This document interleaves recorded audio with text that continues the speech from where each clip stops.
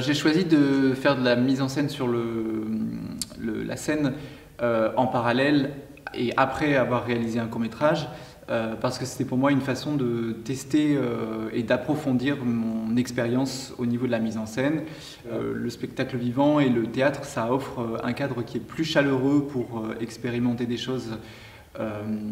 techniquement et puis pour parfois se tromper, recommencer, là où la machine du tournage et de la réalisation d'images cinématographiques est beaucoup plus lourde et où nécessite réellement d'être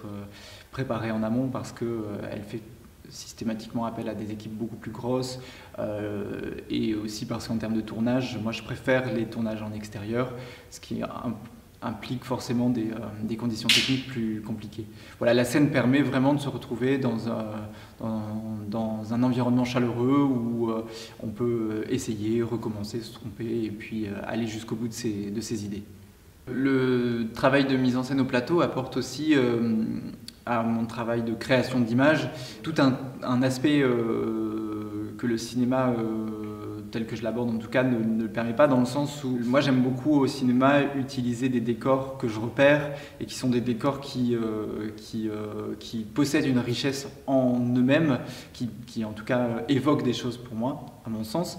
Et quand on arrive sur le plateau du théâtre, ce décor il est à recréer. Et en tout cas, le travail que j'ai mené, les expérimentations que j'ai menées et recherches que j'ai menées durant ces différents accompagnements dont j'ai bénéficié m'ont permis de me rendre compte déjà de l'importance qu'a le décor pour moi, le décor que j'utilise au cinéma, et aussi au théâtre,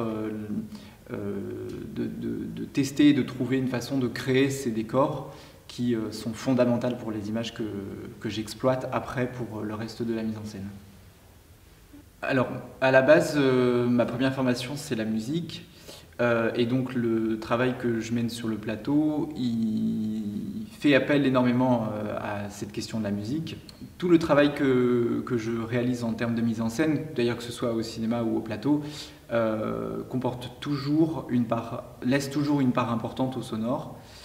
Ici, dans ces expérimentations, le sonore, il est vraiment le soubassement narratif qui permet de compléter les images visuelles qui sont créées au niveau du décor et qui apportent à ce décor encore plus de force et de puissance par l'utilisation d'éléments sonores, parfois issus du réel ou parfois composés. Alors en ce qui concerne les thématiques qui sont développées dans le projet, c'est des thématiques que j'ai commencé à travailler déjà dans mes différents projets. Il y a effectivement la question des cicatrices qui revient assez régulièrement. C'est une thématique qui est explorée dans un des mouvements de la pièce. Et il me semble que ce sont des thématiques qui permettent d'aborder la question du corps d'une façon puissante et qui permet de poser un regard sur la relation que l'on peut parfois avoir avec son propre corps et qui, me semble, ont l'air d'être des thématiques qui sont assez universelles. J'essaye du coup de prendre ces thématiques comme point de départ et de permettre de trouver un angle pour que chacun puisse se mettre lui-même en relation par rapport à ce qui est proposé dans la mise en scène vis-à-vis de sa propre relation au corps, ou en tout cas de sa propre relation avec l'espace. Pour moi, le corps, il est vraiment lié à la question de l'espace, et qui dit espace dit mouvement, dit déplacement, et pour moi aussi il y a la question du mouvement et du déplacement qui a un impact et qui a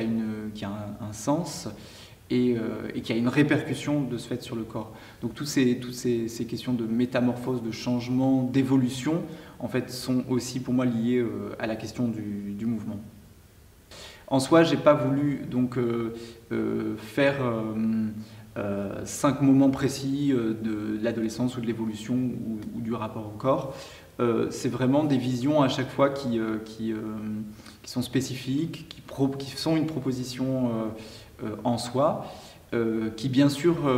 si les mouvements sont joués d'affilée, propose un fil narratif qui va dans une direction et qui évolue, mais ce ne sont pas 5 moments spécifiques. J'ai pas voulu choisir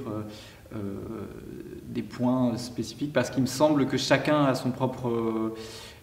parcours et sa propre évolution, et que, du coup ça doit aussi rester ouvert, et je ne voulais pas stéréotyper les différents moments de l'adolescence et les moments de mutation, etc. Qui plus est, il me semble que ces questions ne se retrouvent pas uniquement à l'adolescence, et on peut vivre à chaque moment de sa vie peut-être ces différentes étapes. Et j'essaye aussi de rester ouvert sur cette question. Bien sûr qu'il s'agit de l'adolescence, mais il s'agit surtout d'une question et d'un mouvement que chacun peut opérer en soi ou vers l'extérieur.